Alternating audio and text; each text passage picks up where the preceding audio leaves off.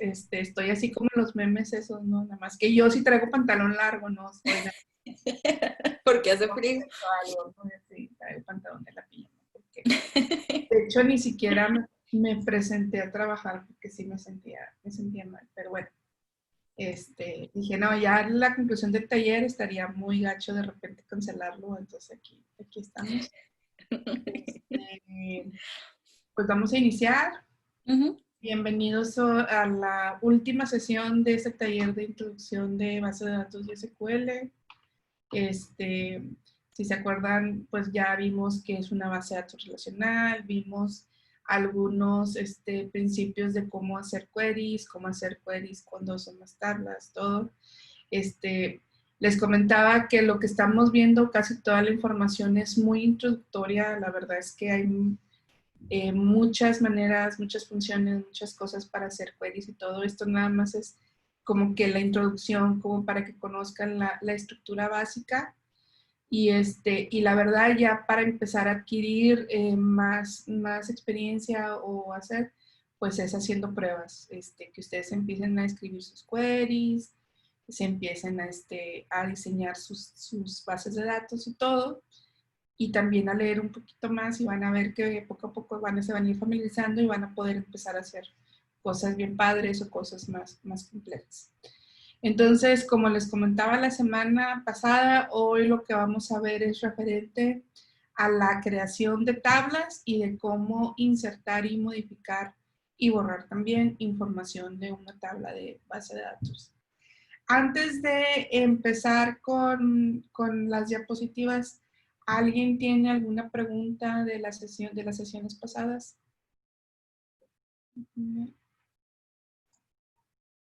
Ver el chat. ¿No? Ok, bueno, pues entonces vamos a empezar.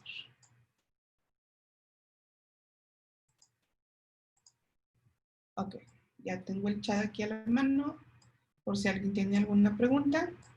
Bueno, entonces, si se acuerdan, la semana pasada veíamos que del mismo lenguaje de SQL, que significa Structured Query Language, pues se dividía en categorías, ¿verdad? Nosotros la semana pasada ya vimos una introducción a lo que viene siendo todos esos comandos y todo que nos permiten hacer queries y que nos permiten consultar la información de la base de datos. Hoy vamos a ver todo lo referente, bueno, una introducción a lo que es referente a cómo crear tablas, cómo agregar información, editarla, borrarla, y cómo crear las tablas de dos maneras, o sea, desde que lo podamos hacer igual utilizando el lenguaje de SQL y también pues nos podemos apoyar con herramientas que ya tenemos. En este caso, yo lo que voy a estar utilizando aquí es la versión de Microsoft, del SQL, del servidor SQL, es MS-SQL, se llama Microsoft Server SQL. Es la versión developer de 2019.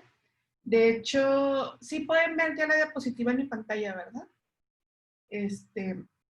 Yo lo que hice fue, si pueden bajar aquí, si pueden ver aquí la pantalla, le pueden buscar en Google, lo pueden poner así, MS-SQL Developer Version, los va a llevar a esta página.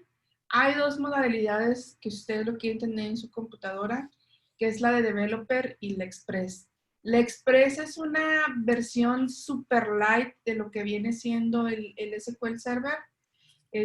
No les permite hacer muchas cosas, es muy light. Si su computadora no tiene mucha capacidad o algo, pues sí les recomiendo instalar la Express. Si no, de preferencia, si pueden instalar la de Developer, es mucho mejor. No tiene gran ciencia, le dan download y solito les va a aparecer un programa que les va a ir indicando cómo instalar. Ustedes déjenle todas las opciones que ya vienen seleccionadas por default y no van a tener mayor problema en instalarlo. Ya cuando hayan instalado el SQL, luego van a tener que instalar otra herramienta que se llama Microsoft SQL Management, que viene siendo es el Microsoft SQL Server Management Studio. También si lo buscan en Google, ahí les va a aparecer la opción. Porque cuando ustedes instalan el SQL Server, en realidad el SQL Server no les va a instalar un programa así, una interfaz gráfica. Esto es lo único que les va a instalar, ciertos programitas para ejecutar herramientas. Va a estar corriendo como un servicio de Windows y todo, pero no van a poder conectarse a él. Para poder ya ver lo que hay en la base de datos, pues lo recomendable es utilizar esta herramienta que el mismo Microsoft nos provee de manera gratuita, que es el Management Studio. Y con eso ya pueden ver el contenido del servidor que instalaron, de las bases de datos que instala por default y de las opciones que hay dentro del servidor. Pero antes de empezar ya a moverle aquí a la base de datos, lo primero que tenemos que ver es, pues ya decíamos que las bases de datos son relacionales, que la información se guarda en tablas, que las tablas tienen columnas y tienen registros, ¿verdad? Que eso es lo que las hace así como que relacional. Hemos hablado mucho de las columnas, que si las columnas foráneas, o la llave foránea, las llaves principales, etcétera, ¿verdad? Pero bueno, algo bien importante para el momento de que nosotros creemos una tabla es, pues, saber qué tipo de información vamos a guardar. Cada columna dentro de una tabla tiene un tipo de dato, que es el dato, pues es la información que vamos a meter en la tabla, así básicamente como hay. En este caso yo voy a hablar, como les digo, les repito, estoy hablando dentro del contexto del SQL Server de Microsoft. La verdad es que no hay mucha diferencia entre los diferentes SQLs de MySQL o MariaDB o Oracle. Casi todos tienen los mismos nombres, casi todos tienen las mismas capacidades. Son muy similares, ¿verdad? Pero sí puede variar a veces un poquito en cuanto a los nombres. Entonces, si ustedes dicen, no, pues es que yo quiero instalar MySQL y todo, pues simple y sencillamente busquen en Google los tipos de datos para la base de datos que instalaron y eso les va a dar bastante información. Pero el principio es el mismo con todas las bases de datos. Por ejemplo, cuando vayamos a guardar cadenas o texto, comúnmente más conocido como strings, pues casi todos los servidores de SQL nos dan bastantes opciones para hacerlo. Tenemos todos estos tipos de datos que viene siendo por ejemplo, me moví una diapositiva, que es el char, varchar, varchar max. Si se fijan, casi se repite. Por ejemplo, tenemos uno que se llama char y luego tenemos varchar y luego varchar max. Y luego aquí abajito, si se fijan, nvarchar, nvarchar max. Ok, bueno, cada tipo de dato en lo que varía es en la capacidad de almacenamiento que tienen. Aparte de que se almacenan letras y o números o puros números, etcétera, pues es también la capacidad de almacenamiento. Por ejemplo, este char nos dice que una columna, un registro en una columna de tipo char, pues nada más va a poder guardar hasta 8,000 caracteres, ¿verdad? Y nosotros le tenemos que especificar si son 100 caracteres y todo. Aquí donde viene la N, que dice char y entre paréntesis viene una N, es porque nosotros le tenemos que especificar de esos 8,000 caracteres que yo puedo guardar, en realidad cuántos voy a ocupar. Por ejemplo, si yo voy a guardar, no sé, un nombre, pues a lo mejor con que yo le diga, bueno, pues un nombre a lo máximo que puede tener 100 caracteres, 150 a lo mucho en el caso de alguien que tenga pues múltiples nombres y así, ¿verdad? Pero el estándar es entre 100 y 150, ¿verdad? Nosotros aquí le vamos a poner 150. ¿Por qué le ajustamos el tamaño?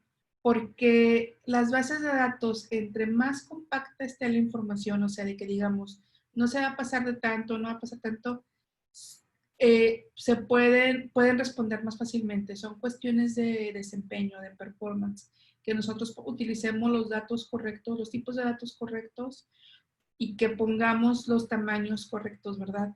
Por ejemplo, como les digo, si yo un campo que, por ejemplo, voy a guardar un código postal a lo mucho, y eso estamos hablando de que si queremos utilizar códigos postales de otros países y todo, a lo mucho con 10 caracteres, o sea, 10 10 letras, entonces no tiene caso que yo le diga que voy a ocupar 1000 porque entonces el servidor va a ocupar o va a guardar mucho espacio en disco duro pues para guardar un dato tan pequeñito, ¿verdad? Es la ventaja que tenemos de que nosotros le podamos ajustar los tipos de datos.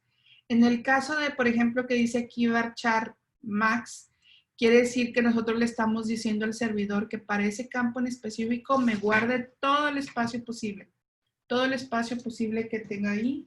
Si se fijan, aquí nos dice que le cabe 1.073.741.824 caracteres, ¿verdad? Aquí depende mucho, ahora sí que de lo que lo vayan a utilizar, es el tipo de carácter que van a usar. Por ejemplo, los más usados en una tabla, en una base de datos para escuelas, empresas, no sé, aplicaciones empresariales, cuando se viene con respecto a guardar nombres de artículos, de personas y todo, casi los más usados son el varchar, y nosotros le especificamos el ancho de la columna, o sea, cuántos caracteres puede tener, o en su defecto el nvarchar. Eso, si ustedes van a ver aplicaciones empresariales, esos son los más usados. ¿Cuál es la diferencia principal entre el varchar y el nvarchar? No sé si se han fijado alguna vez, por ejemplo, cuando están en las configuraciones de Windows o en el browser, que les dice, no, pues escoge el idioma y viene ahí Unicode o ISO Western, no sé qué. Bueno, más que nada Unicode. Unicode es una serie de caracteres que se utiliza mucho para lenguajes como el árabe, el ruso y todo, que tienen caracteres especiales, que no son latinos, por así decirlo, o sea, que no tienen la AB tradicional, sino que ocupan caracteres especiales. Y ocupan más espacio. El nvarchar es cuando se van a utilizar caracteres de Unicode dentro de esa columna, ¿verdad? Y luego ya tenemos, por ejemplo, ntext, que igual es para guardar, si ustedes dicen, no, pues necesito guardar varios escritos, párrafos enteros, documentos enteros de texto, necesito meterlos en una base de datos, bueno, para eso nos puede servir el ntext, el var binary y todos estos. Son ya para casos así que yo necesito almacenar más información. Pero recuerden que si ustedes lo que quieren es administrar documentos o información muy variada, imágenes y todo, si se acuerdan en la primera sesión vimos que las bases de datos de tipo NoSQL o NoSQL son las más indicadas para este tipo de cosas. Sin embargo, como que ya tenemos la opción de poder hacerlo en las bases de datos relacionales. Ok, esto es en cuanto a los tipos de datos de texto, cadenas o string. Ahora, en cuanto a los tipos de datos numéricos, pues igual tenemos bastantes opciones, ¿verdad? Dependiendo del tamaño del número que queramos guardar, pues es el tipo de dato que queremos, que podemos elegir. Y aquí podemos ver que, por ejemplo, el dato más chiquito, el tipo de dato más chiquito que viene siendo el bit. En el bit nada más podemos tener 3 valores, un 0 o un 1 o un valor nulo, que es un valor vacío, un valor que no existe. El bit viene siendo el equivalente del boolean en los lenguajes de desarrollo. Ya ven que hay un tipo de dato en C# en todos los lenguajes de desarrollo que equivale a cierto, falso, prendido, apagado, 1, 0. Bueno, todos los valores de cierto, falso se guardan aquí en el bit, en el tipo de dato bit, donde 1 representa verdadero, true, y 0 representa falso, ¿verdad? Sin embargo, también nos da la opción en un momento dado de poder guardar nulos en ese tipo de datos. Luego viene uno que se llama Tiny Int, o sea, para guardar números muy chiquititos entre 0 y 255. Luego viene el Small Int, que viene siendo como el int en desarrollo, ¿verdad? Que podemos guardar desde el rango del menos 32.000 a 32.000. Luego es el int, que es regularmente el más usado para los tipos, para las columnas que son llaves primarias, que les damos un valor único a los registros. Regularmente el más usado es el int. Y si ven, tiene un rango de menos 2,000 millones hasta más de 2 millones. Ya si de a tiro piensan guardar muchísima información en un ID, pueden utilizar el BigInt, o ya si si la aplicación o lo que ustedes estén modelando, lo que ustedes estén haciendo, pues requiere guardar números muy grandes, ese es el BigInt, pues les da, como pueden ver, un número que ni siquiera me voy a atrever a pronunciar, no voy a atrever a leer, pero es bastante grande. Y si se fijan, al lado nos pone la cantidad ya en memoria que ocupan esos números, ¿verdad? Por ejemplo, este ocupa hasta 8 bytes. Luego del BigInt nos saltamos al decimal. ¿Cuál es la diferencia? Si se fijan, estos que dicen int y BigInt, int es como el diminutivo de integer, que en español sería como integral o sería más bien como entero. Estos tipos de datos, desde el bit hasta el BigInt, guardan números enteros, quiere decir, no aceptan números después del punto decimal. Si ustedes mandan por ejemplo, un 100.50 a un tipo de dato que termine en int, automáticamente les va a quitar el punto 50 y nada más voy a guardar el 100. O si la base de datos está en un modo estricto que aviente errores o warnings y todo, pues les va a marcar un error. Acuérdense, cuando ustedes vean en un tipo de dato numérico que termina en int, quiere decir que no acepta decimales, solo acepta puros números enteros. Y luego ya entramos a los números que sí aceptan decimales. El tipo de dato que sí aceptan decimales, el primero pues se llama decimal. El decimal se utiliza para cuando quieran guardar valores muy precisos, ya a nivel, no sé, aplicaciones científicas o, no sé, porcentajes para tasas de interés así que sean .002547, no sé, números con muchos decimales que tienen que ser así muy precisas por el tipo de negocio que ustedes estén llevando. Bueno, este es el decimal. En el decimal, aparte de que nos da bastante campo para guardar del lado entero, también nosotros le podemos especificar cuántas decimales queremos que lleve, ¿verdad? Le podemos poner que lleve 5, 6 o 10 decimales o más. Luego siguen, de los mismos datos numéricos, este numeric es así como muy genérico. Regularmente ya de los datos que ustedes ocupen o números que necesiten guardar con puntos decimales, regularmente los que más se usan es el float, que es que nos permite guardar decimales, pero es más chiquito, nos ocupa menos espacio en la memoria del servidor. Y regularmente para guardar lo que sea dinero, se utiliza precisamente este que se llama money, porque es más preciso en el manejo de decimales y todo para guardar lo que ya son cantidades de dinero. Real también es para guardar números muy exactos, como dice aquí, de precisión flotante, y hasta nos da la notación numérica o la notación científica de lo que guardas, para guardar números así más específicos. Pero como les digo, de los numéricos, yo les aseguro que los que más van a usar son el bit, el int, en su defecto el BigInt, el money y el float, si necesitan guardar, no sé, para una base de inventarios donde tengan que manejar kilos, gramos, y así, pues el float es el indicado para ese tipo de cosas. ¿Hasta aquí hay alguna duda, alguna pregunta? ¿No? Ok, bueno, pues entonces vamos a continuar. Ahora, también el MS SQL nos da bastantes tipos de datos para guardar fechas. Por ejemplo, tenemos el datetime.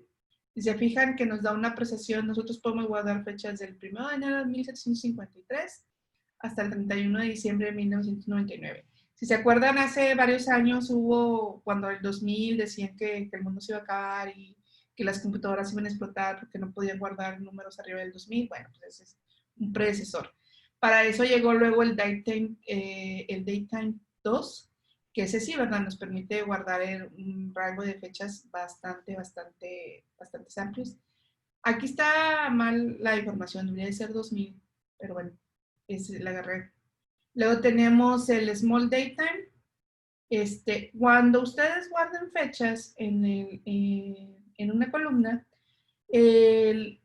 los servidores les van a dar la opción Una fecha, pues es el año, el mes, el día, y luego es la hora, los minutos, los segundos, los milisegundos y hasta los nanosegundos si quieren. Todo ese tipo de datos, toda esa precisión ustedes pueden guardar. Entonces, dependiendo de la precisión que ustedes necesiten, pues es el tipo de fecha, el tipo de dato para fecha que ustedes van a seleccionar. El más usado son datetime o datetime 2. Y luego, si ustedes dicen, no, yo no necesito guardar el tiempo, nada más quiero guardar la pura fecha, pueden ocupar date.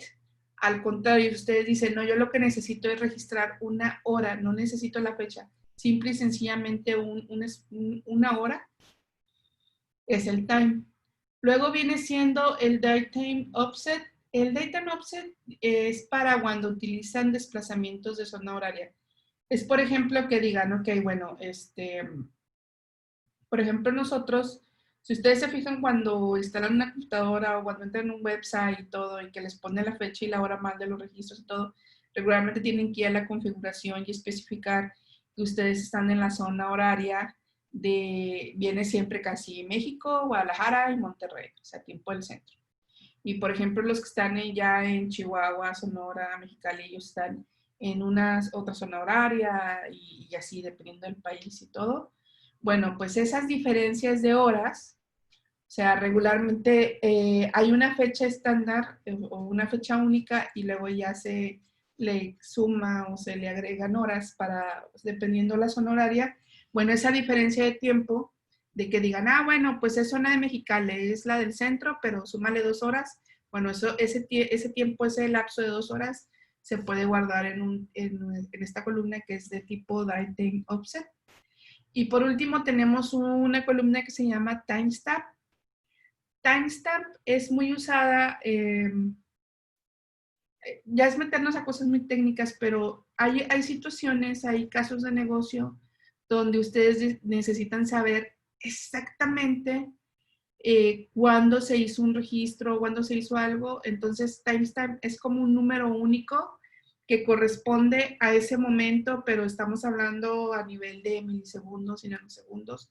Regularmente el timestamp lo utilizan sistemas como los ORMs, que son sistemas que se utilizan en negocio para conectar bases de datos con aplicaciones móviles o aplicaciones, páginas web y así todo, para saber cuándo cambió la información o así, es para cosas así más técnicas, para identificar el tiempo.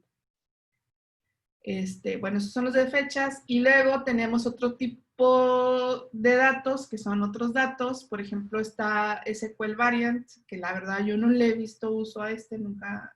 De hecho, acabo de aprender que existe con ustedes. Este sí se ocupa bastante, se llama Unique Identifier. Es como una opción, se llama identificador único global. Si ustedes le piden a un servidor que les digan, dame un identificador único global, en ese momento les va a generar como una especie de código, número, creo que son de 16 dígitos. Y cuando van a utilizar datos o bases de datos que tengan muchos, pero ya estamos hablando de millones de registros, a veces se recomienda utilizar que se llama Unique Identifier porque basado en el reloj interno del servidor y en otras variables y al azar y todo, genera una clave única, un número único. Luego también tenemos una columna de tipo XML. XML es un tipo de formato de datos que se utiliza mucho en aplicaciones de negocio. Entonces, si quieren guardar XML o ese texto formateado, lo pueden guardar en esa columna. Y luego cursor y table. Cursor dice que es una referencia a un cursor utilizado para operaciones de base de datos. La verdad es que hoy en día los cursores antes se utilizaban mucho, ahora en día no es recomendable usarlos porque son muy malos para el desempeño del servidor. Y table dice que almacena un conjunto de resultados para un procesamiento posterior. La verdad yo no lo conocía, nunca lo he visto en acción, no sabría qué decir de esta columna.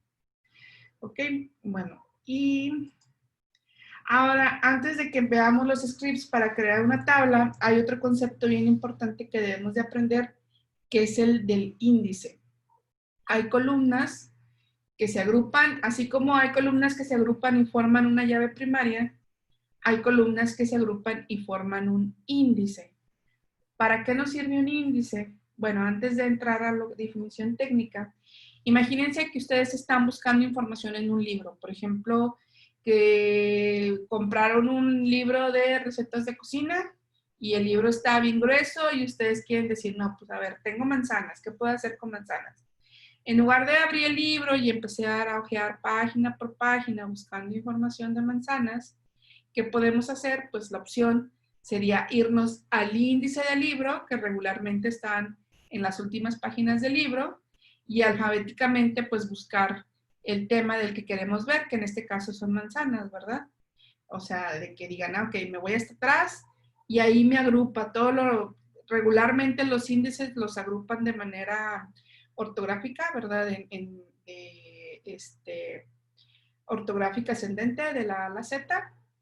Y entonces yo ahí puedo buscar, me voy a la M y ya luego empiezo ahí a buscar y agarro manzanas, ¿verdad? Por eso aquí les puse dos fotos de índices, ¿verdad? Uno en inglés, por ejemplo, este es de un libro técnico, y pues aquí estaba buscando en español y se fijan, bueno, si quieren todo lo relacionado a cocina y luego cocina cubana, aquí, por ejemplo, en este ejemplo nos dice que buscamos en la C, buscamos cocina, y luego buscamos cubana, pues nos vamos a la página 4. Si quiero recetas del almuerzo, bueno, me voy a comidas y me voy a almuerzo y me dice que me vaya a la página 1 y así. Para eso nos sirven los índices, para encontrar la información más rápidamente. Bueno, pues de igual manera, un índice, ya hablando en el contexto de una base de datos, la definición sería que es una estructura de datos definida en columnas en una tabla de base de datos para acelerar significativamente las operaciones de recuperación de datos.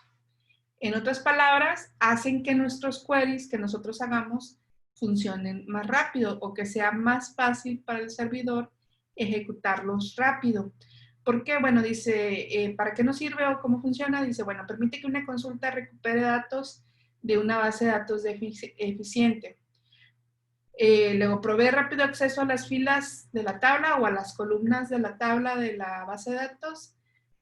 Perdón, los registros sin la necesidad de escanear toda la información de la tabla y poder recuperar la información requerida. Porque básicamente el índice lo que hace, dice, es una copia pequeña de una tabla de base de datos ordenada por valores clave. Si ustedes se acuerdan en los ejemplos que hemos estado viendo en el sandbox de la página de la base de datos de customers y todo eso, nosotros decíamos, bueno, que teníamos una tabla de customers, teníamos las columnas de nombre, de apellido, y luego teníamos las columnas de ciudad y país. A lo mejor en una base de datos chiquita, como la que nosotros estuvimos viendo, no podemos ver la ventaja de utilizar un índice, pero ya cuando estas tablas empiezan a tener 1000, 2000, 5000, 10000, 500,000 registros, si nosotros decimos, ya ven que en las consultas, en los queries nosotros podíamos decir, no, pues hacíamos un select y luego le decíamos first name, last name, city and country, le poníamos que el nombre, apellido, ciudad y país, y luego ya le decíamos que de la tabla de los clientes, y luego hacíamos el orden que les decíamos, ok, bueno, quiero que me lo ordenes por país, por ciudad y por nombres. Cuando una tabla tiene un índice, yo puedo crear, por ejemplo, un índice para la columna de país. Entonces, internamente, el servidor va a guardar una copia de la tabla con la columna ordenada de manera ascendente de país. Entonces, en lugar de tener que ir a la tabla y ordenarla manualmente para el query, se va a ir a esa copia de esos datos, a esa información que ya está indexada, la va a traer, ya la tiene como pregrabada y va a ser más rápido, o sea, va a poder ejecutar ese query de manera más rápida. Ok, entonces, antes de empezar con las demos, ¿hay alguna pregunta hasta aquí?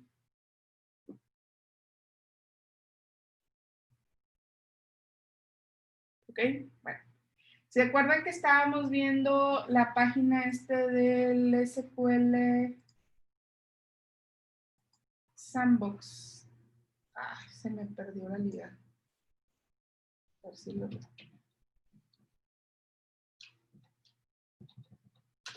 Aquí está.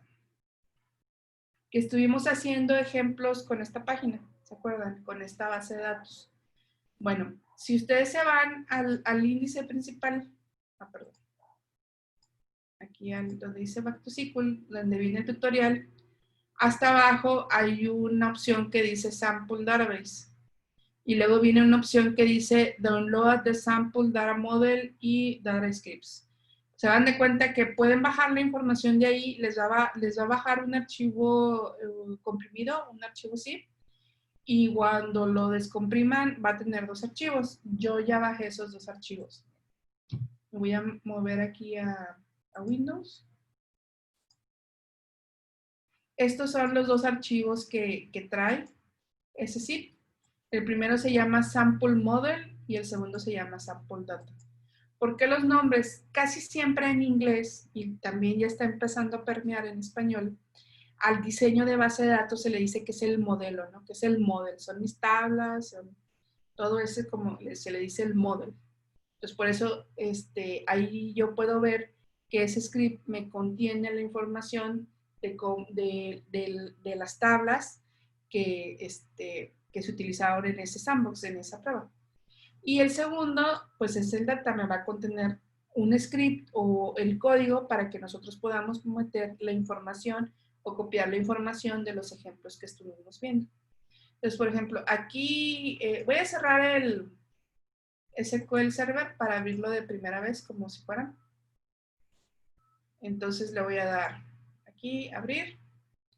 Cuando yo instalé el SQL, cuando ustedes lo instalan en Windows, por default, si se acuerdan, en la primera sesión decíamos que una de las responsabilidades de los servidores de SQL, de los servidores de la base de datos, es proveer seguridad. O sea, de que no cualquier persona pueda acceder a la información, nada más las personas que estemos configuradas. Entonces, cuando ustedes instalen el SQL Server Developer, la versión Developer, cuando ustedes entran a Windows, ya ve que tienen su usuario de Windows, ¿verdad? Crean un usuario de Windows. Bueno, automáticamente su usuario de Windows se va a convertir en un administrador del servidor de base de datos que estén instalando. Entonces, a ver, tengo una pregunta aquí. ¿Dónde descargamos la base de datos? Déjenme les pongo la link.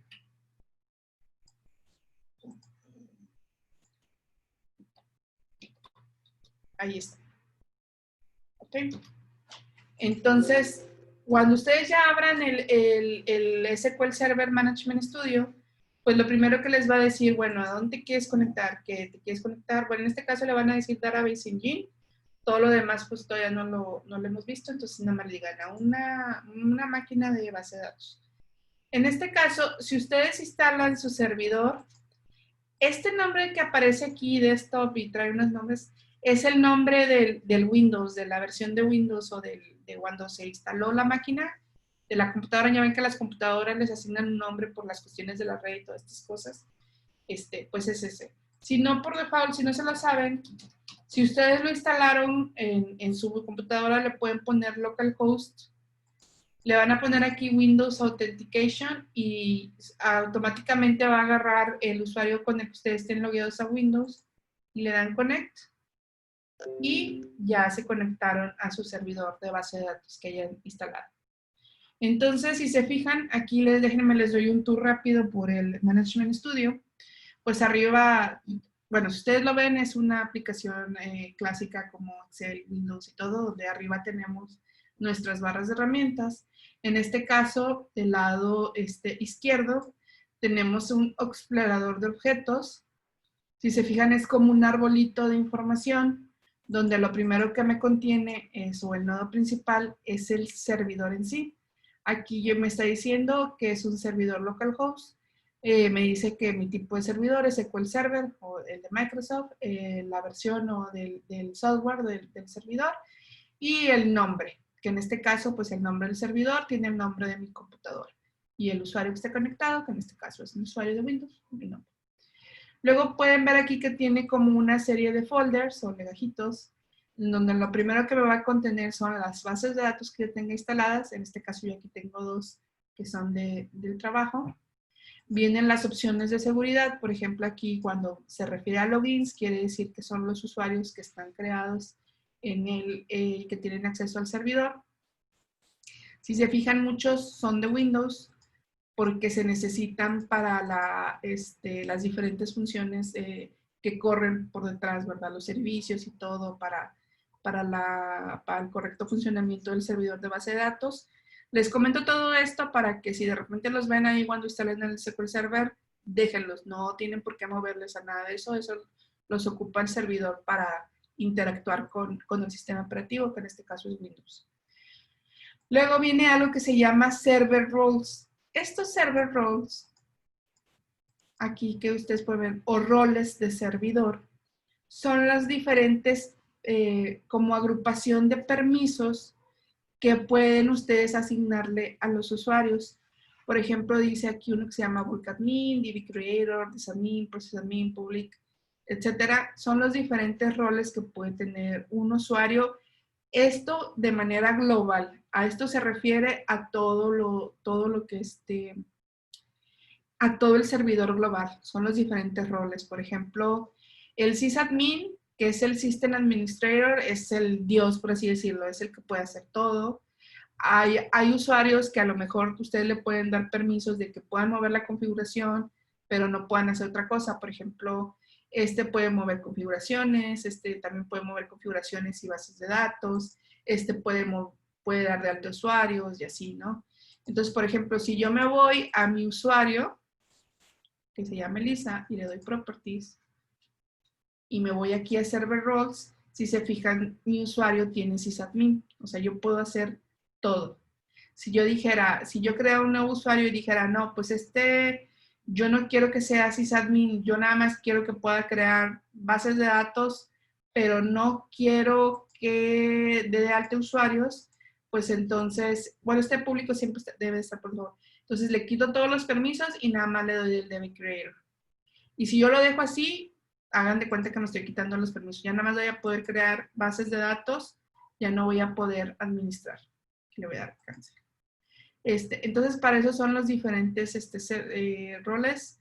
Yo aquí les recomendaría que checaran documentación o que vieran así en Google y todo, que busquen roles de usuarios si le quieren entender un poquito más a esto, porque la verdad está bastante amplio.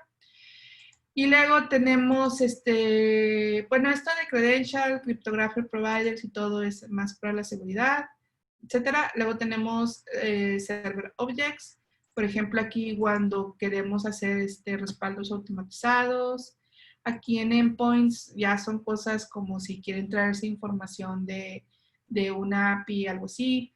Linked servers. Me acuerdo que hace la sesión pasada o la primera sesión, no sé, alguien preguntaba que decía, no, pues es que yo tengo una base de datos en un servidor y quiero juntar información con una base de datos que está en otro servidor. Bueno, yo aquí puedo registrar el otro servidor. Si yo tengo permiso de entrar al servidor, aquí doy de alta el otro servidor, aquí en Providers. De hecho, aquí le puedo decir, por ejemplo, New Link Server. Me va a preguntar, bueno, en dónde se encuentra este servidor, de qué tipo de dato es, etcétera. Yo le digo aquí de SQL Server. Me va a decir en dónde está, ¿verdad? Me va a preguntar la dirección, todo. Y es como si lo tuviera localmente. Bueno, ya replicación y esto ya son cositas más técnicas que no tiene caso ahorita que entremos. Pero bueno, vamos a ver los ejemplos. Si se fijan, también aquí en Databases, estas bases de datos yo las creé, son de mi trabajo, pero regularmente siempre va a traer, en el caso específico del SQL de Microsoft, estas bases de datos que se llaman bases de datos de sistema. Estas de temp, MSD y master son para cuestiones de administración del servidor. Esta base de model es como un template, como una base de datos vacía, que cuando nosotros hagamos un create database, la va a tomar como norma para crear una base de datos nueva. Bueno, entonces ahora sí, lo que yo voy a hacer aquí es que me voy a File y le voy a decir que quiero abrir un archivo. Bueno, yo aquí ya lo tenía direccionado, me voy a los archivos y el primero que voy a abrir es este Sample Data Model. ¿Por qué quise mostrarles este archivo? La verdad es que está muy completo y trae muy bien el ejemplo de cómo se crean las tablas con las que ya estuvimos trabajando. Ahorita de momento ignoren toda esta parte que está arriba, ahorita les explico qué es lo que está haciendo. Y vamos aquí directo a donde dice, donde empieza la creación de tablas. Si se fijan, el lenguaje para crear las tablas es bien simple. Trae un create, esa es la instrucción que regularmente vamos a utilizar para crear tablas y ya, de hecho también para crear una base de datos. Está el create, le ponemos qué es lo que queremos crear, que en este caso es una tabla. Luego ya le ponemos el nombre de la tabla. Luego abrimos paréntesis. Si se fijan, aquí están abriendo los paréntesis. Y luego ya empezamos a crear las columnas, ¿verdad? Le ponemos los nombres de las columnas. Para crear nuestras columnas tiene tres secciones. Una es el nombre. ¿Se acuerdan de los IDs que poníamos Customer ID, Order ID, etcétera? Este es el primero, se llama, le ponemos, esta sección de aquí viene siendo el nombre de la columna. No tiene que estar indentado como viene aquí, eso nada más lo pusieron así para que ustedes vieran las diferentes secciones. O sea, esto puede estar así todo nada más separado con espacios y va a funcionar muy bien. O sea, aquí nada más es cuestión de formato, de que se lo podamos leer mejor, por lo que está así separado con espacios. Pues le digo, la primera sección es el nombre. La segunda sección es el tipo de dato, que era lo que de las tablitas que veíamos al principio. Y como les decía, regularmente para los IDs se utiliza un tipo de dato que es el int, un entero. Y luego ya viene como que la configuración o la especificación de esa columna. En este caso aquí tiene una palabra muy específica que se llama identity. Identity. Con identity le estamos diciendo que esta columna va a tener valores únicos. Por ejemplo, me va a autogenerar el valor. Cuando yo cree un registro nuevo, automáticamente al ID le va a asignar el 1. Y así se va a seguir de manera consecutiva. Al segundo registro le va a poner 2, al tercero 3 y así se va. Yo al momento de crear mi query o de crear mi comando para insertar información, ya no necesito especificar qué número de registro va a ser. Identity, la columna se va a encargar de hacerlo por mí, porque pues imagínense que ustedes digan, voy a hacer un insert. Ay, pero ¿qué registro va? Pues va en el 1000, en el 2000, no. Ustedes ya nada más se van a encargar de hacer un insert con las otras columnas y automáticamente el SQL Server ya va a saber cuál es el consecutivo único para ese registro. Ahorita no se apuren, ahorita lo vamos a ver en acción para que vean. Y luego ya, por ejemplo, las siguientes columnas, pues aquí igual viene el nombre, viene el tipo de dato que es el nvarchar. Y aquí le están diciendo que nada más puede tener hasta 40 caracteres esta columna. Y esto que significa not null, le estoy poniendo, se llaman restricciones, sí, vendría siendo una restricción en la columna. Le estoy diciendo que esta columna no debe tener valores nulos. Los registros en esta columna no deben tener valores nulos. Siempre se debe de introducir un nombre.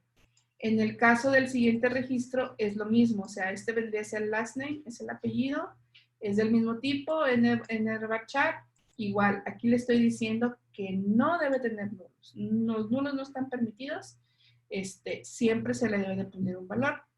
Las siguientes tres columnas, si se fijan, es el mismo, viene siendo el nombre, el nvarchar, el tipo de dato, y en estas, el null, si se fijan, nada más viene la palabra null, ahí le estoy diciendo que en esa sí puedo yo poner valores nulos. Esa no es obligatorio que yo le ponga contenido a la columna. Ahora, ¿se acuerdan que hablamos mucho de las llaves primarias, de las columnas que identificamos como llave primaria, que es el identificador del registro? Bueno, yo con este código de constraint, luego le pongo un nombre y luego le pongo las palabras así en específico, primary key, y luego entre comillas le voy a poner el nombre de la columna. Ya le estoy diciendo al servidor que la columna ID va a ser mi primary key. A esto se llaman constraints y entonces, y siempre les debo de poner un nombre. Se acostumbra por manera de identificarlos fácilmente, que las columnas primarias o las llaves primarias se les ponga una PK al principio y luego el nombre de la tabla. De esta manera le estamos diciendo que este es el primary key de la tabla customer. Yo le puedo poner el nombre ahí que yo quiera. No necesito ponerle. Lo único que me va a exigir el SQL Server es que no se repita ese nombre. Ese nombre es único. Debe ser único. Entonces, por nomenclatura, por costumbre, y también por facilidad de identificarlo, porque luego eso lo podemos utilizar en scripts para modificar las tablas, pues se acostumbra que las llaves primarias, así se les ponga el nombre. Primero PK de primary key, un underscore o guión bajo, y luego el nombre de la tabla. ¿Sí? Y luego ya lo siguiente que hace es crear los índices. ¿Se acuerdan que les decía que los índices le ayudan al SQL a poder hacer los queries más rápido? Bueno, aquí igual está utilizando el comando create. En este caso le estamos diciendo que lo que vamos a crear es un índice. Igual se acostumbra que, pues, aquí le están poniendo específicamente index. En algunas otras nomenclaturas nada más le ponen IDX en mayúsculas. Y luego ya le están diciendo, aquí le están poniendo el nombre de la tabla y el índice, pues, que es sobre el nombre. Le están poniendo un nombre y luego le están diciendo en qué tabla y luego ya le dicen las columnas. Si se fijan, le está poniendo el nombre de la columna y luego el orden, la dirección. ¿Se acordaban que el ask lo ocupábamos en el order by para ordenar la información de manera ascendente? Bueno, aquí hagan de cuenta que el servidor va a decir, ok, customer, le voy a sacar una copia donde voy a tener la información ordenada por apellido y por mi primer nombre de manera ascendente. También se puede ocupar de manera descendente. Por ejemplo, si es una tabla donde ustedes quieren hacer, no sé, rankings o poner lugares de mayor a menor, menor a mayor, bueno, también se puede utilizar el desk aquí. Y luego ya tenemos la siguiente tabla, que es la de órdenes. La de order, aquí lo que están haciendo el order, dice, ahora, ¿para qué declaras que la ID es primary key? Acuérdense que les decía, lo veíamos en las primeras dos sesiones, que todas las tablas deben de tener un primary key, que es una tabla, que es una columna, perdón, donde va a ir el identificador del registro. Recuerden que tenemos las tablas tienen columnas y tienen filas o registros. Cada registro o fila, para el buen funcionamiento de una base de datos relacional, debe de llevar un primary key. Entonces, de esa manera le estoy diciendo que el ID, casi siempre los primary keys se van a llamar ID o de identificador o identifier, se les debe de poner, se les debe asignar el primary key. De esa manera, al SQL le estamos diciendo que ese es la llave primaria de la tabla. ¿Sí queda claro? Como les digo, es esa columna lo que le estamos diciendo que es el identificador de los registros de esa tabla. Ok, luego ya tenemos la columna, la tabla order. Si se fijan, para el ID es prácticamente lo mismo que en la tabla de customers, pero aquí hay algo bien interesante que también se utiliza mucho. En del order date, estamos creando una columna que se llama order date, que es de tipo datetime. Le estamos diciendo que no debe llevar nulos y le estamos asignando un valor por default. Aquí con default yo le estoy diciendo, ¿sabes qué? El valor default de esta columna y lo que sigue después debe ser el valor de default. En este caso, getDate es una función del SQL, o sea, casi todos los SQL lo traen. Le estoy diciendo que por default, cuando se cree un registro para esta tabla, le ponga la fecha en el momento.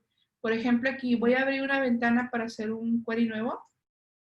Fíjense, le voy a decir. Yo le puedo pedir al servidor que me dé información utilizando el select y luego le voy a poner el getDate y luego le voy a dar F5. En el Management Studio para ejecutar los queries pueden presionar F5 o pueden presionar aquí el Execute. Entonces, si se fijan, yo le estoy diciendo Select Get Date y si ven, me está regresando la fecha del servidor. Me está poniendo el año, el mes y el día porque es el formato estándar que utilizan los servidores de datos. Y luego ya me está poniendo la hora, los minutos, los segundos y los milisegundos. O sea, eso ya ustedes le pueden preguntar, es una función que ya trae el servidor. Entonces aquí, cuando yo creé un script para insertar datos en la tabla order y no le especifique yo la fecha, por default, el servidor le va a poner la fecha de creación del registro. Y luego viene un order number, que es el de varchar, que yo me imagino que debe ser como un código, por ejemplo, cuando vienen en las notas de compra, los tickets, casi debe de llevar un código. Aquí lo están poniendo como nulo, ¿ya no? Luego aquí estoy agregando mi columna de Customer ID porque ya le estoy diciendo, le estoy indicando qué cliente es el que está relacionado a esa orden de compra. Denme un segundito, por favor, voy a cerrar la puerta para que nos escuchen los perros. Esperen.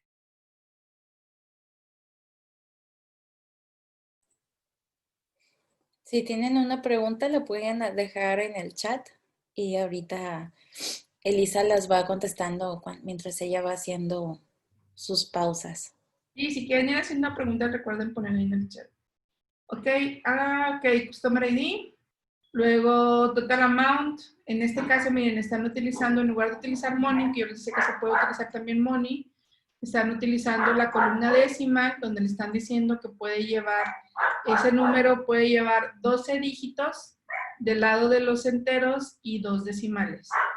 Aquí le están diciendo que puede aceptar valores nulos, aunque en realidad aquí bueno, sí, pueden llevar nulos, pero en el momento de crear un registro le va a poner por default el 0. Y luego aquí ya le estamos diciendo, estamos creando el primary ID, que igual estamos diciendo que es la columna ID. Luego aquí estamos creando los índices, por ejemplo, por customer, por fecha, estamos creando 2 diferentes índices para una tabla. Y así consecutivamente, ¿verdad? Para la tabla de order item, aquí podemos ver que es casi el mismo. Ahora, me quiero mover hasta el final porque, ¿se acuerdan que decíamos que las tablas tienen... Ahí están tornando cohetes por aquí, pero están mis perros como locos, ahí disculpen. Permítanme un momentito. Ay, perdón.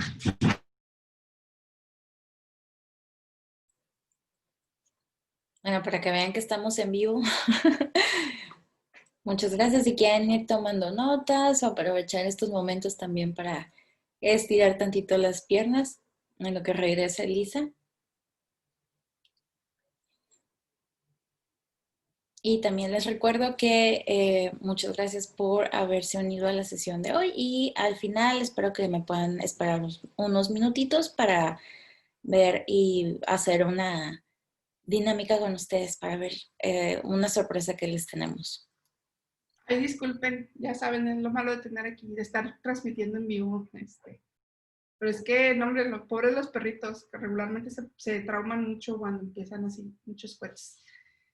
Ok, bueno, les decía que me quería ir hasta el final del script, porque si se acuerdan, en sesiones anteriores vimos que las tablas tienen llaves primarias y tienen llaves foráneas. Yo le puedo decir al SQL las llaves foráneas de la tabla. Y para eso vamos a utilizar esta instrucción que se llama alter table.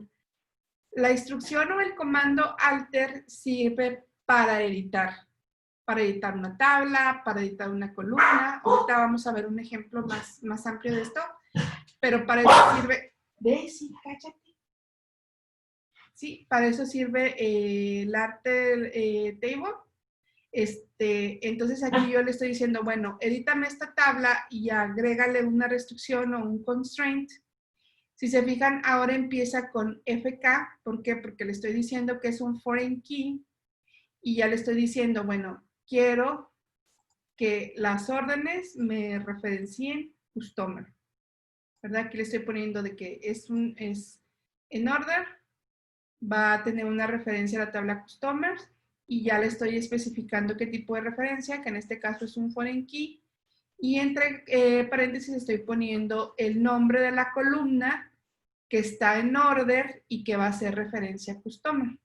Y luego ahora sí ya le digo, reference es la palabra donde le digo que va a estar ligado, va a estar referenciado a la tabla customer, la columna ID.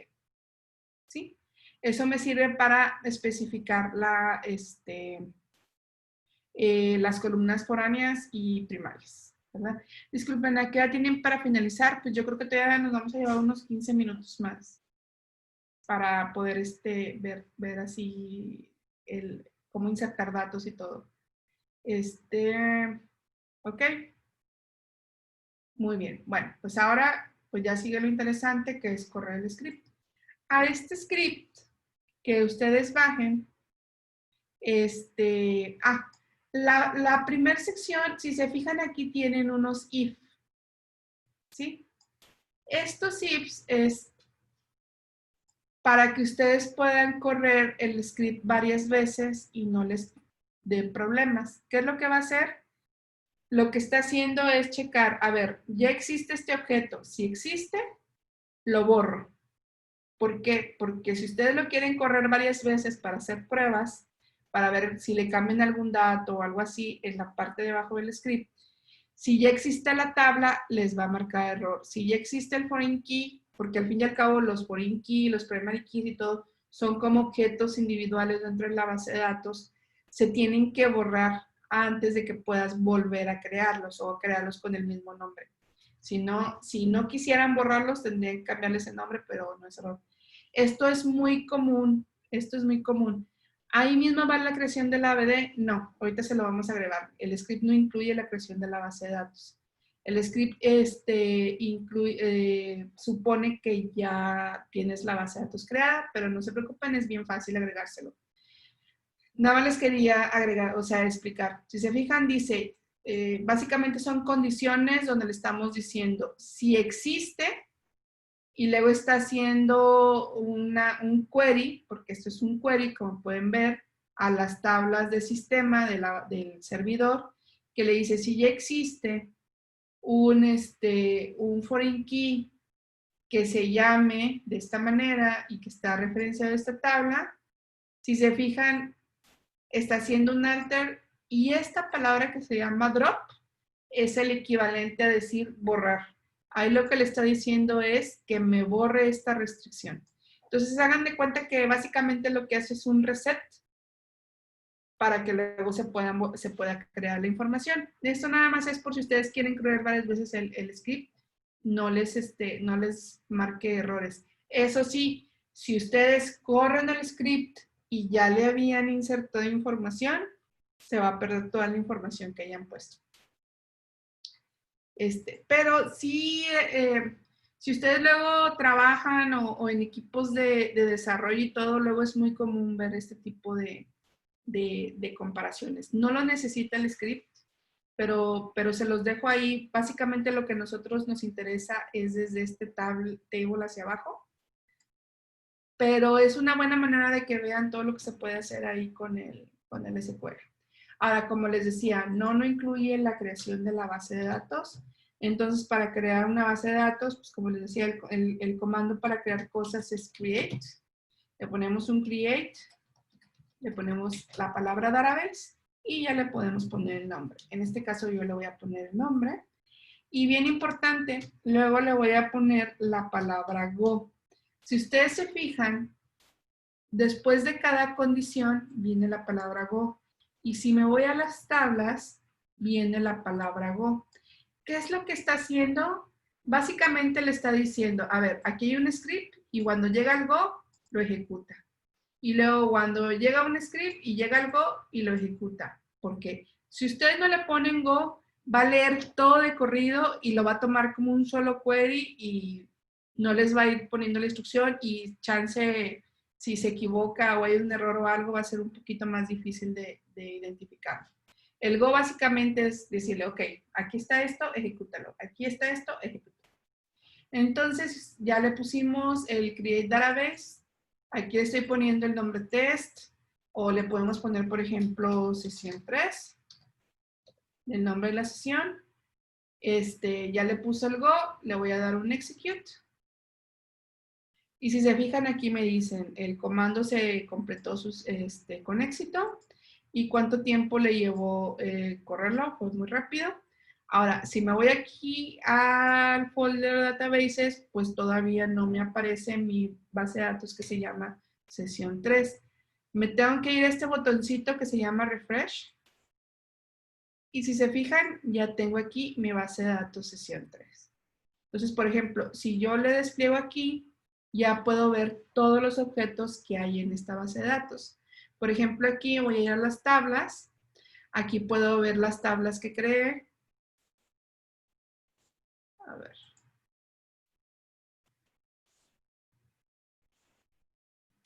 Ah, caray, no me puso las tablas. Ah, ¿saben qué? Se me olvidó algo bien importante. Fue un error mío.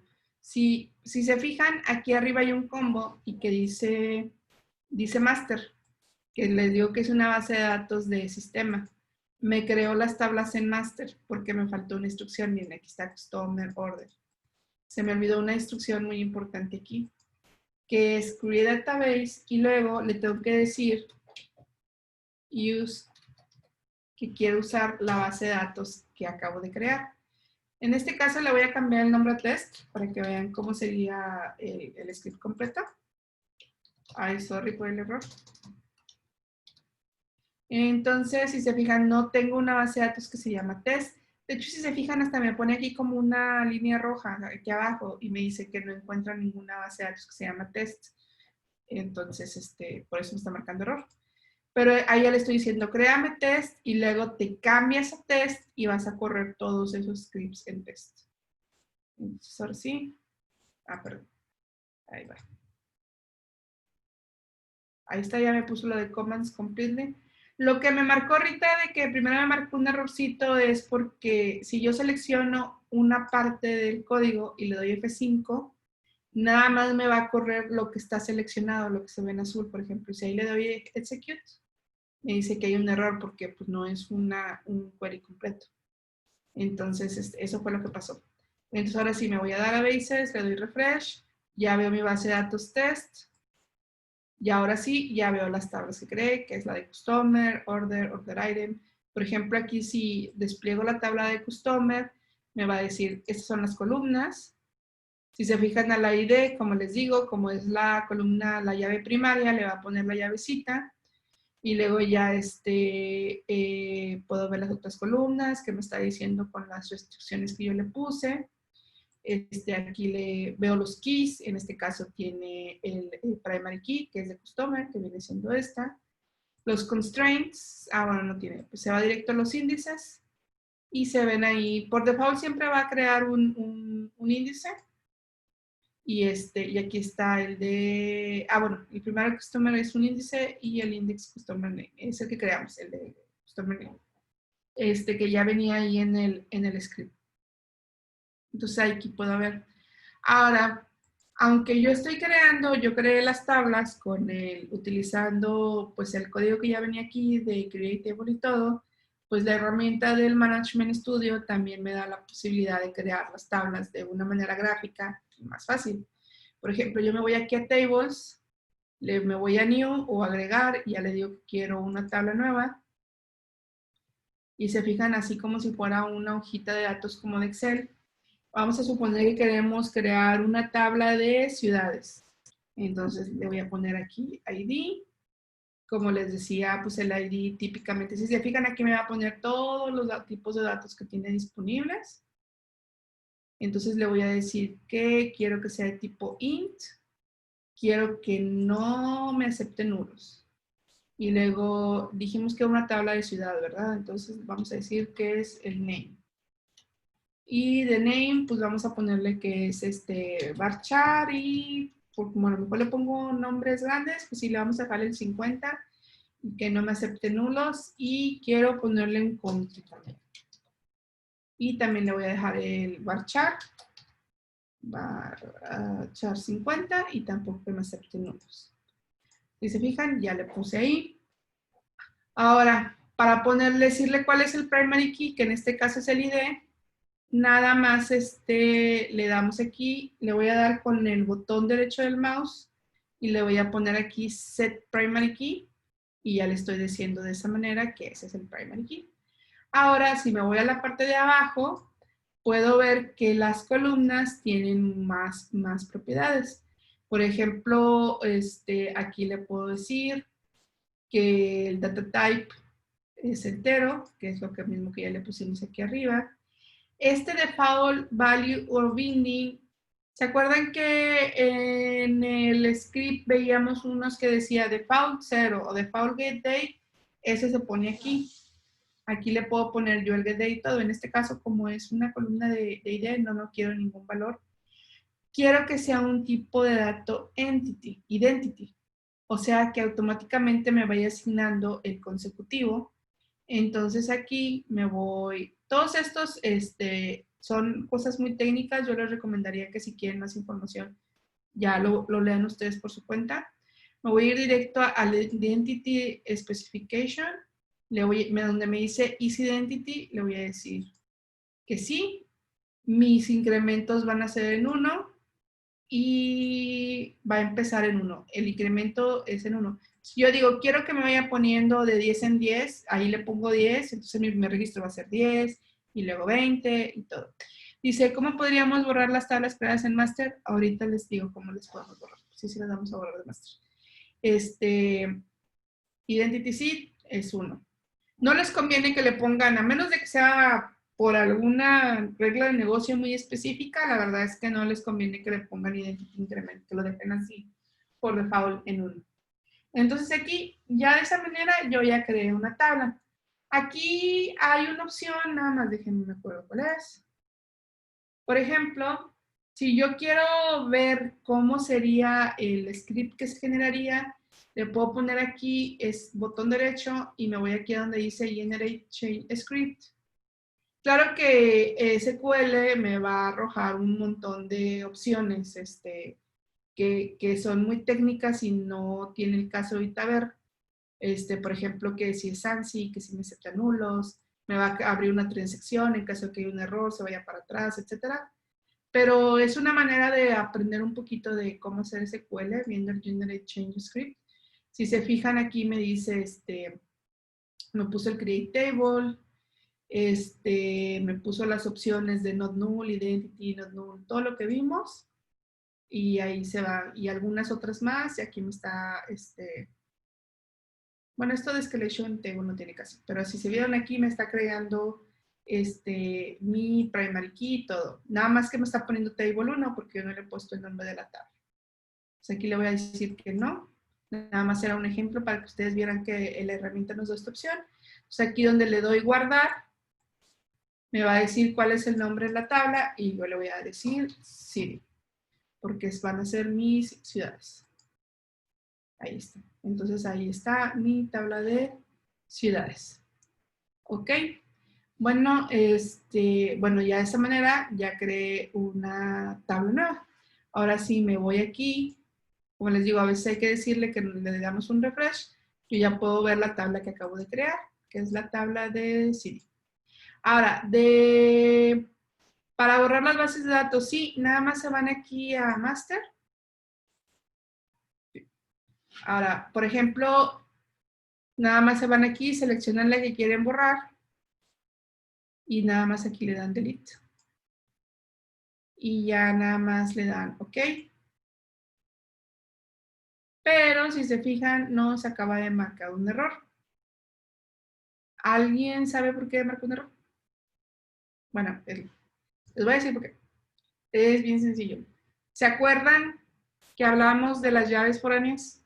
Y que en el script venía de que la llave foránea crea una llave foránea con customer y order item, tiene una llave foránea con order. Miren. Order item, si me voy aquí y veo sus keys, me dice que tiene una referencia a order item. Eso es lo importante y también la practicidad o lo que se busca con las bases de datos relacionales. Por eso nosotros le especificamos a las tablas las llaves foráneas y le decimos al SQL, esta tabla está relacionada con esta tabla. Es ahí donde veíamos, ¿se acuerdan en la primera sesión que decíamos que las bases de datos buscaban la integridad de los datos y que fueran atómicas y todo eso? Bueno, esas son las restricciones que tiene. Que si yo, por ejemplo, yo no puedo borrar esta tabla de order porque order item tiene una llave foránea a la tabla de order.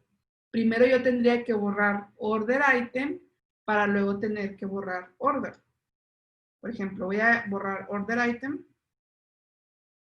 Ahí le doy. Esta sí me dejó borrarla. ¿Por qué? Porque no hay otra tabla dentro de la base de datos que tenga una relación a order item o que tenga como llave foránea el ID o a alguna otra columna que está dentro de order item. Por eso la puedo borrar. Y esa es la jerarquía de los datos. De esa manera, si yo borrara order, pues luego iba a dejar como que registros volando acá en order item. O sea, ya no tiene sentido que exista order item porque tenía información relacionada con order. Y entonces, probablemente ahora sí me deje borrar order. Porque, a ver, tiene otra llave foránea.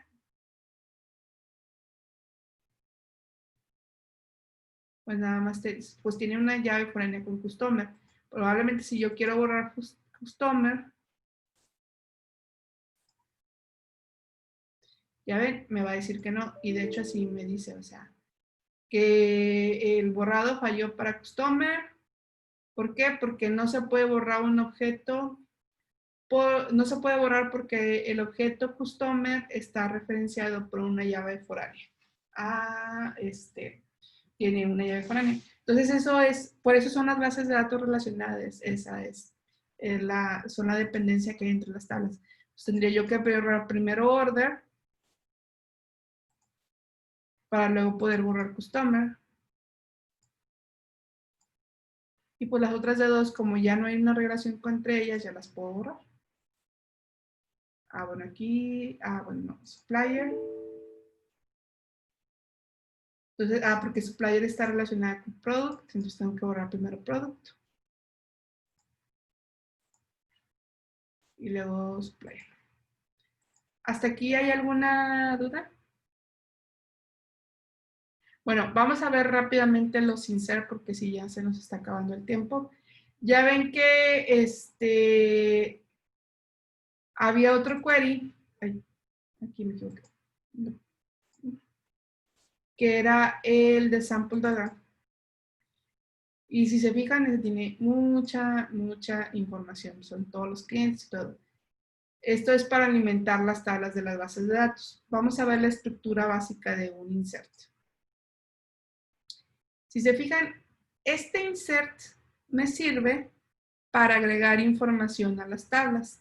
La estructura del insert es el comando insert, la palabra into, porque le estoy diciendo vas a meter a, y luego le voy a poner el nombre de la tabla, ¿sí? En este caso, customer.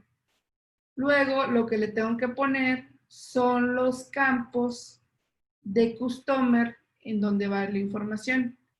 Sale, por ejemplo, que básicamente aquí son todos los campos de la tabla, ¿verdad? Que son ID, first name, last name, city, country, phone. Son los datos en donde quiero poner la información.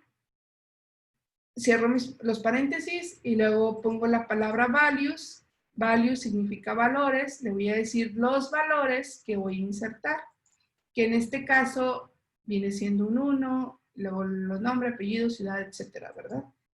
Importante, la misma cantidad de columnas que tengo yo aquí es la misma cantidad de datos que debo tener yo acá.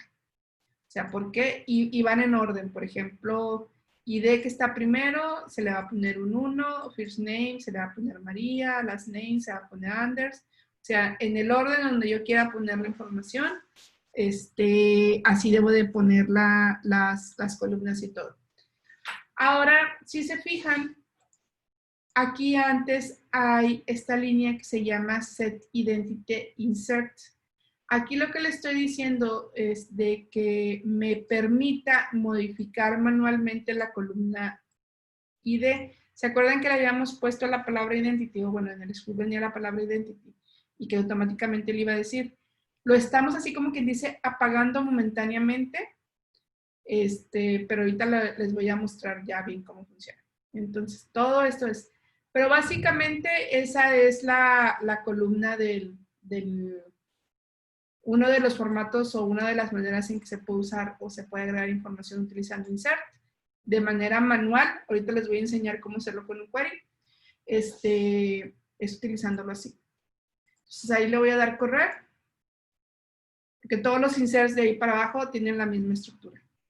Y ahí ya lo que está haciendo, si se fijan, ya me dice un registro que se afectó. Son todos los registros que fue agregando manualmente. Ahora sí, ¿estoy en test? Sí, estoy en test. Muy bien. Ahora sí, ya si me voy a Customer, le voy a dar clic con el botón derecho del mouse y me va a dar varias opciones que puedo hacer.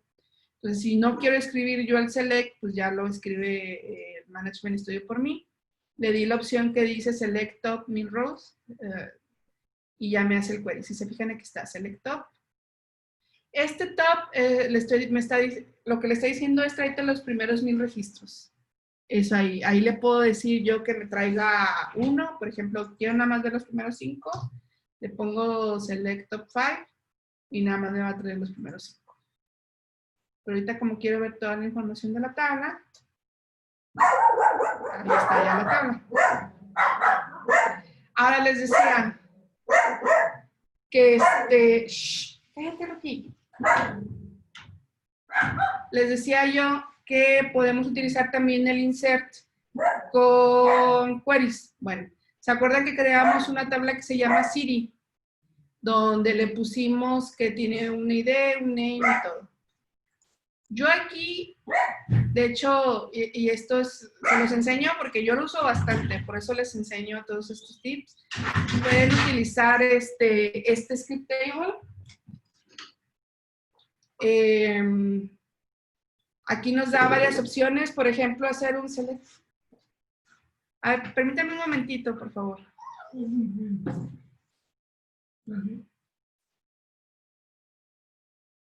Perdón, es que algo pasó allá afuera.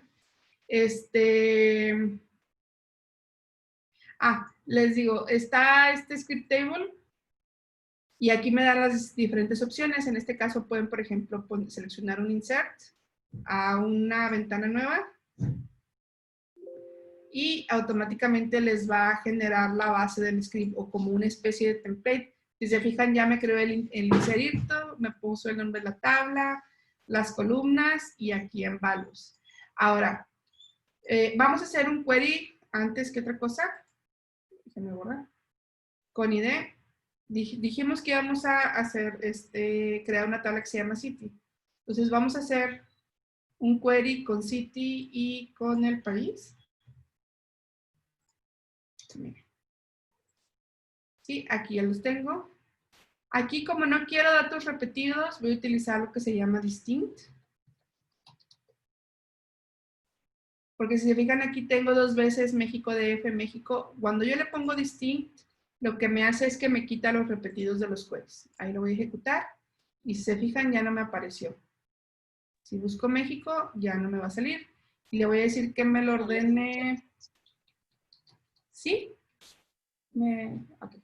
Que me lo ordene por ciudad. Quisiera un paro, necesito saber dónde se hace esto. ¿Mande? Necesito saber cómo. Ok. Ya se empezó a hacer por el valor. ¿Cómo que? Ahí está, por ejemplo, un contra. Ahí ya lo ordené por ciudad y por país. Entonces lo voy a copiar. Y lo copio, me lo llevo a mi insert. Lo voy a borrar. Le voy a borrar esto de values. Le voy a pegar el query. Y si se fijan, aquí en el insert into viene el nombre de la tabla, vienen las columnas. Tengo la misma cantidad de columnas. Name, country. Aquí le tengo city, nombre. O sea, debe ser la misma cantidad. Y le voy a dar a ejecutar. Y ya me dice que 69 registros afectados, quiere decir que insertó 69 registros. Entonces ahora si yo le hago aquí un select from city, como les digo, si lo selecciono nada más me corre lo que está ahí. Y si se fijan, ya tengo datos en mi tabla de City y no necesité hacer un insert por cada registro. Y otra cosa bien importante, si se fijan, yo nada más aquí en el query incluí ciudad y país. Y automáticamente el servidor, como yo le puse aquí que este campo le pusimos que era un identity, que iba a autogenerar el ID, si se fijan, aquí automáticamente le puso los IDs. Esa es la practicidad del identity, que automáticamente genera los consecutivos. Así, por ejemplo, si ustedes necesitan agregar más información manualmente, no necesitan llevar así de que, a ver, ¿en cuál se quedó? No. Les agrega un consecutivo y que sea único. Por ejemplo, si ustedes por X circunstancia borraran estos 10 registros, aunque aquí se quede en el 60, les va a asignar el siguiente que no fue borrado, que en este caso sería el 70, y así se va, porque cuida bastante que no sean repetidos. ¿Hasta aquí alguna pregunta? ¿No? Ahora vamos a ver rápidamente el otro, que es el de editar información, aquí sobre la misma tabla de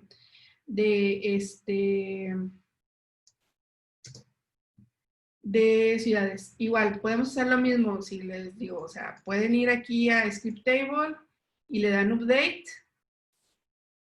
y automáticamente les va a decir, les va a poner la estructura del Update. Este nos sirve para editar los datos dentro de una tabla. Vamos a suponer que, por ejemplo, aquí en mi tabla,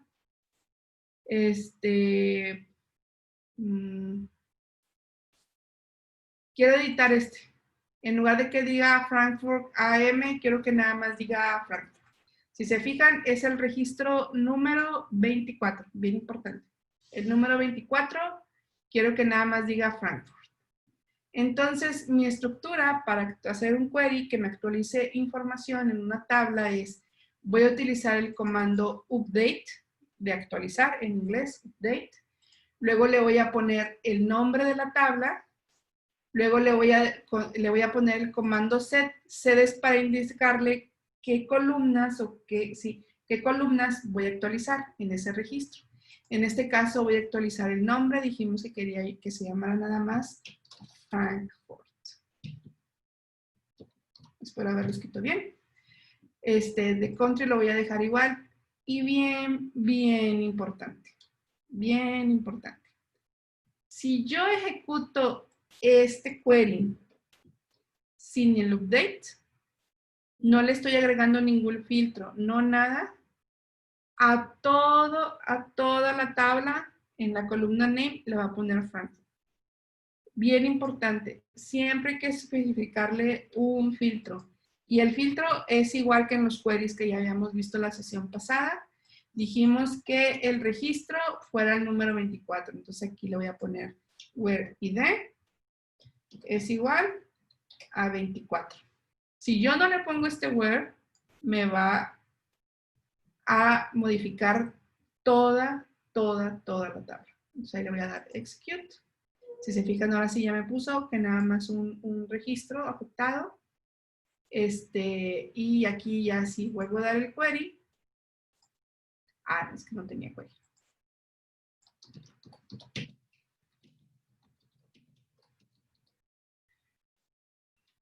Y me voy al 24. Ya aparece el nombre que yo le asigné. Le quité el resto y nada más aparece puro Frankfurt. ¿Hasta aquí alguna pregunta? No. Ok. Y por último, vamos a ver cómo borrar información. Es relativamente sencillo y por lo mismo que es bien sencillo, también bien importante checar nuestros filtros de la información. Vamos a ver el comando delete. El delete no tiene un do, no hay deshacer ni nada por el estilo. Lo que se borró con delete, a menos de que tengan un respaldo de la tabla, ya no hay manera de recuperarlo. Por ejemplo, lo más peligroso que pueden hacer ustedes es poner delete y borrar. Si ustedes se corren esto así como está, o sea, con el asterisco y todo, bueno, no, perdón, así, delete, ¿no? Borra la tabla completita. Es bien importante siempre ponerle el where. Digo, a lo mejor hay ocasiones en donde sí tengan que borrar toda la tabla, ¿verdad? Pero si nada más quieren borrar unos cuantos registros y todo, chequen, bien importante que lleve su where. Por ejemplo, en este caso, quiero borrar el registro número 69. Where id es igual a 69. Entonces ahí le dan F5 y ahí se afectó un registro. Aquí. Si ustedes quieren hacer comentarios en el SQL, ponen 2 guiones seguidos y si se fijan hasta lo cambia de color. Esto lo convierte en un comentario y ya ignora esta porción del código. Entonces aquí le voy a quitar el select, el delete lo voy a convertir en un select. Le doy F5 para ejecutar. Y si se fijan, ya me borró aquí el registro 69. Yo una recomendación que les doy, a mí me la dieron también y la verdad sí me ha servido bastante. Cuando estén utilizando SQL Server Management y que tengan que hacer consultas que afecte la información, ya sea porque van a editar o porque van a borrar, hay que checar siempre dos cosas, o dos cosas, o sea, dos información que nos proporciona. En este drop-down o combo de aquí arriba siempre nos va a decir el nombre de la base de datos. Que estemos en la base de datos que debamos estar. Regularmente cuando ya estamos trabajando en ambientes de desarrollo es bien común que esté la base de datos de negocio, de developer, de pruebas, de alfa, de máster, dependiendo de los diferentes casos de información. Estaría muy mal si la de producción o la base de datos final, la de los clientes y todo, estuvieran en el mismo server, ¿verdad? Pero hay casos donde se da. Siempre fíjense muy bien en qué base de datos de estar y de preferencia cuando vayan a borrar usen el use. Si yo no le uso aquí use, por default me va a correr los queries en la base de datos que yo tenga seleccionada aquí. Por ejemplo, si yo selecciono otra base de datos y le doy execute, me va a decir que no lo puede correr, ¿verdad? Porque no existe una tabla que se llama así. Aquí tengo que checar muy bien que yo esté en la base de datos que deba de ser. Ahí está. Y en esta línea amarilla aquí abajo, siempre les da la información de a qué servidor están conectados, con qué usuario y qué base de datos. También, si no ven el de aquí arriba, vean el de aquí abajo antes de correr algún delete o algo así por el estilo, porque como les digo, con los delete y con los drop table o los drop column, no hay undo. Ya lo que se borró definitivamente, a menos de que tengan un respaldo de la base de datos. ¿Alguna duda hasta aquí? Me hubiera gustado poder cubrir un poquito más, pero la verdad ya son las 8:30. Si se borra todo, ¿se tendría que volver a poblar la BD manualmente? Sí. Sí, tendría que volver a poblarla manualmente.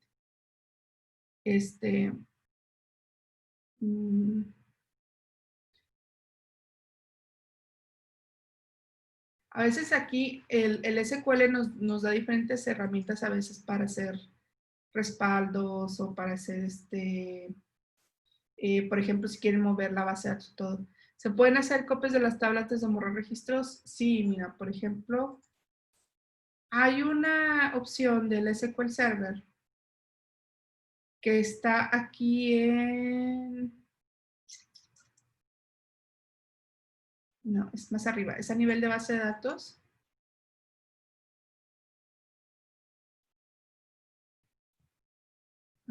Tasks, es aquí en Tasks y se llama, a ver, creo que es aquí en Export Data, es que me cambiaron los nombres. Le dan Next, sí, aquí está.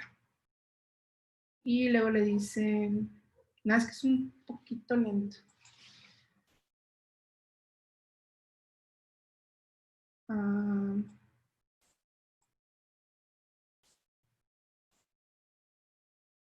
Ahí está, le ponen localhost, ok, que es el usuario. Ah, no, esta no es.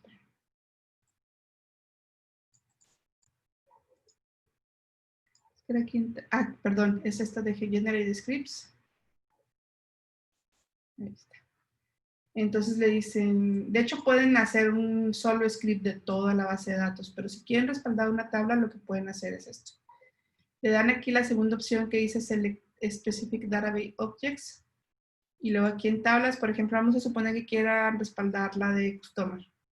Le dan clic aquí en Customer, le dan Next, y luego le dicen Open in a new query window. Le pueden dar esta Open in a new query window, o si quieren que se vaya directo a un archivo, le pueden seleccionar esta de Save as Script File. Pero en este caso vamos a ponerle aquí, Open in a new query window. Luego le dan Next. Y... no, es que había una opción aquí. Advanced, ok. Sí, perdón. Le dan aquí Open in New Query Window y luego le dan Advanced. Y aquí hay una opción donde dice Types of Data to Script. Esquema Only nada más les va a crear el puro Create Database. Tienen que seleccionar Schema and Data. Ahí lo que les va a hacer un script que va a constar de primero crear la tabla y luego de insertarle los datos. Le dan OK y ahora sí le dan Next. Next.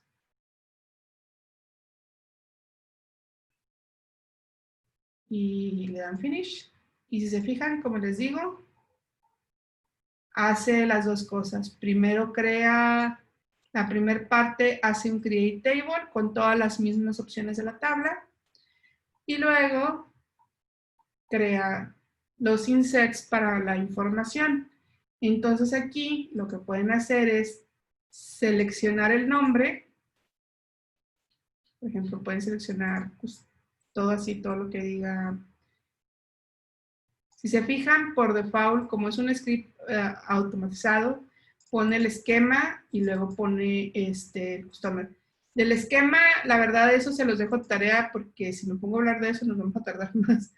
Pero le pueden seleccionar así el nombre, luego le presionan Control H y va a salir la ventanita de Search and Replace. Y luego le pueden poner DB Customer, copy. No se tiene un bug esto. Ahí está. Y lo pegan aquí y le ponen Customer, por ejemplo, le pueden poner respaldo. Y pusieran este que diga Replace All. Y si se fijan en todo lo donde sea Customer, ahora dice Customer respaldo. Y luego ya que hicieron eso, lo ejecutan. Ah, es que tenía seleccionado Customer respaldo. No.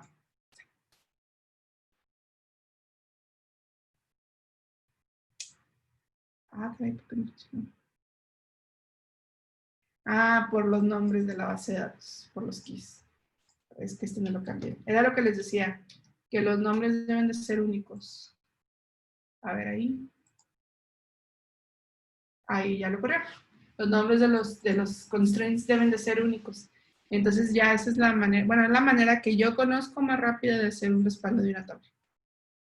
Y se fijan, aquí ya está Customer respaldo, entonces ahora sí ya pueden hacer y deshacer en la de Customer.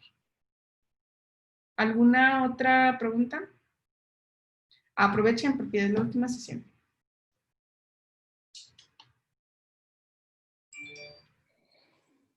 Igual, Elisa, si también puedes dejar en el chat tu correo.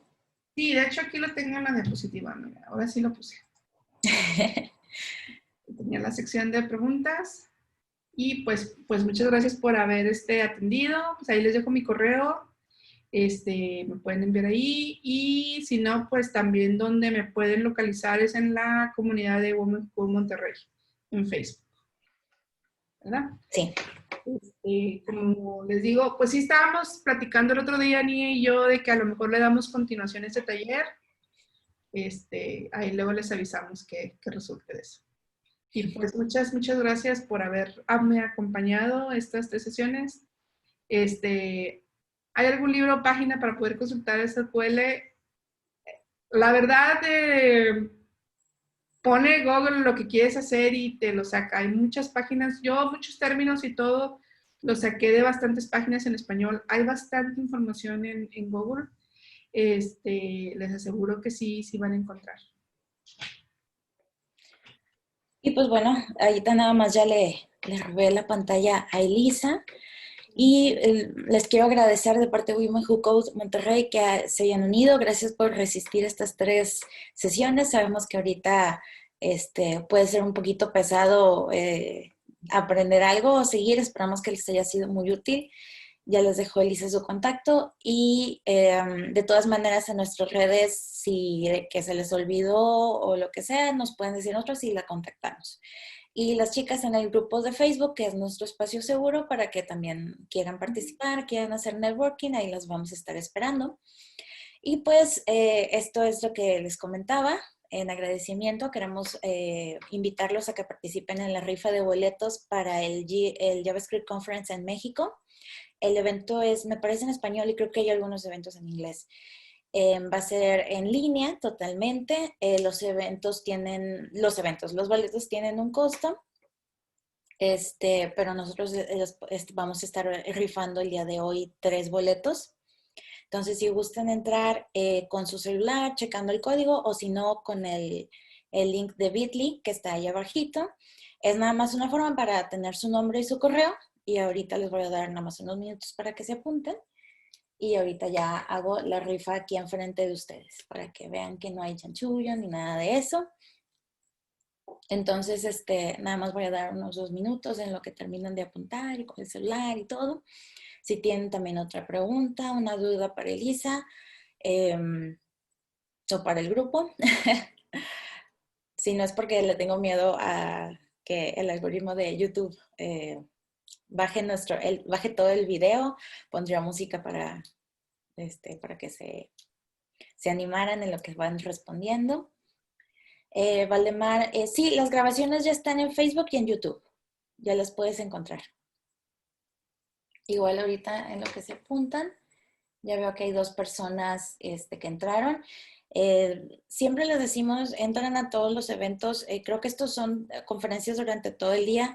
Si están trabajando, si tienen clases, pues ahí lo que puedan entrar. Siempre es muy buena idea para ver qué es lo que está ahorita de moda, qué es lo que viene, que conozcan programadores que están influenciando en el campo, tanto en México como en el mundo.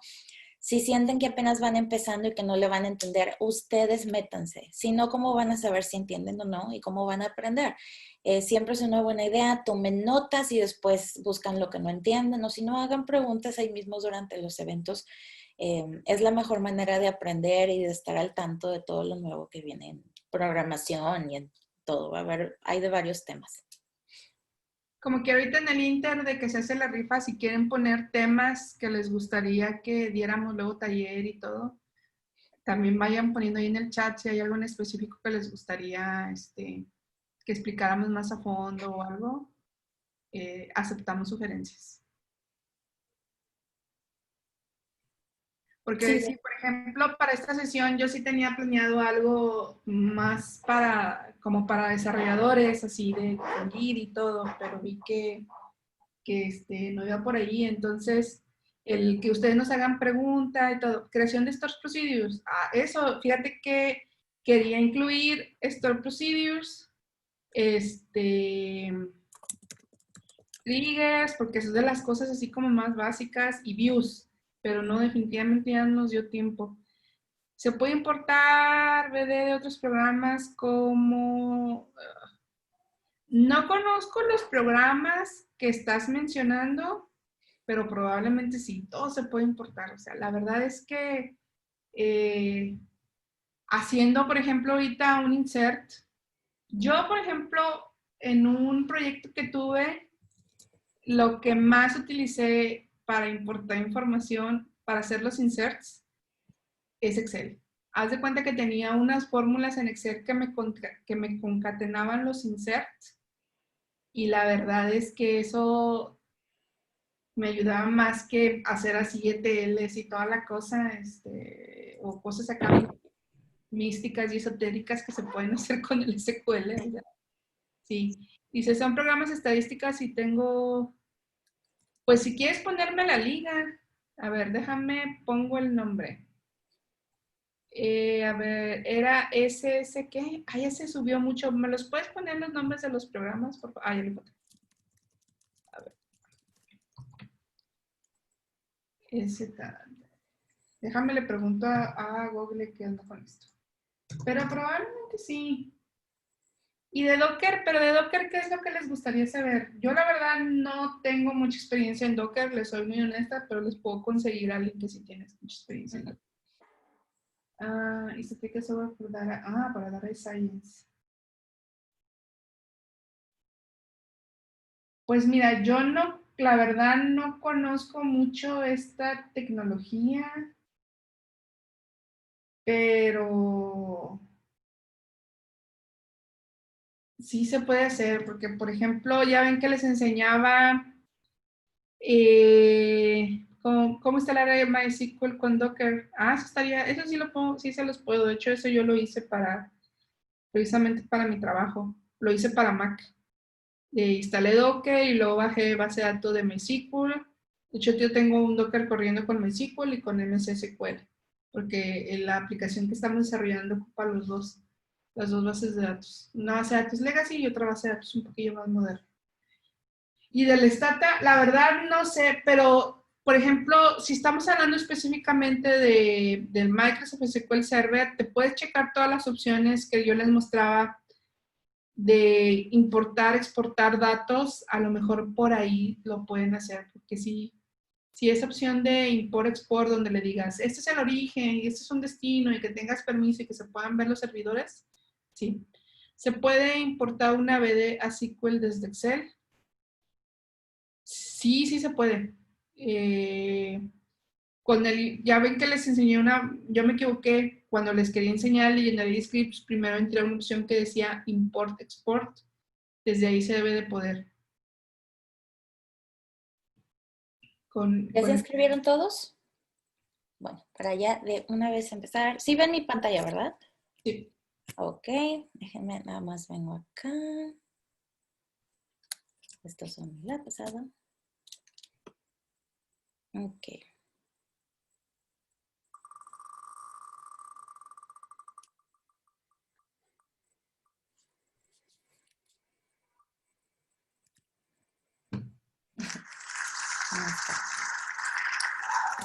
Los rientos, vamos a removerlo para que se ajuste.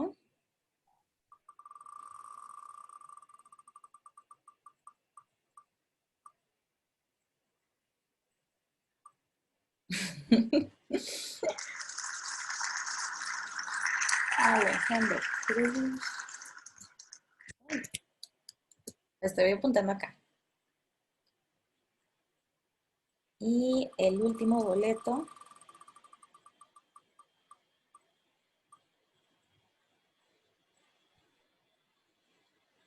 Norma Angélica. Bueno, ahí está. El día de hoy se van 10 eventos. Como quiera, los invitamos a que chequen la conferencia para que conozcan temas y todo. Y también ahí, a lo mejor ya se movió por ahí el link, pero puse el link de YouTube a la cuenta de YouTube del canal oficial de Women Who Code. Ahí van a encontrar también los últimos eventos desde que todo esto empezó, que nos mandaron a nuestras casas. Y también de otras comunidades en Latinoamérica hay eventos en inglés, en español y creo que en alemán y muchos otros más y de otros países para que conozcan muchas otras perspectivas, que eso siempre ayuda mucho y de todos los temas, de hecho muchos de los temas que ahorita mencionaron, de que yo lo he visto videos de esos, todo eso. Y pues bueno, de mi parte es todo. Ya los que ganaron les vamos a estar enviando el código para que entren y se registren para su boleto gratis. Y pues de nuevo muchas gracias. Lisa, ¿algún último comentario? No, pues estamos en contacto. Y gracias por haber asistido al taller. Sí, muchas gracias. Y como ya saben, en nuestras cuentas nos pueden encontrar, nos pueden mandar algún otro comentario, alguna otra idea y pues ya vamos a estar planeando el siguiente, tanto de los temas que ahorita le acaban de comentar a Elisa, como pues de la continuación de este tema de bases de datos. Muchas gracias y buenas noches a todos. Nos vemos. Gracias a todos, buenas noches. Gracias. Gracias, Elisa.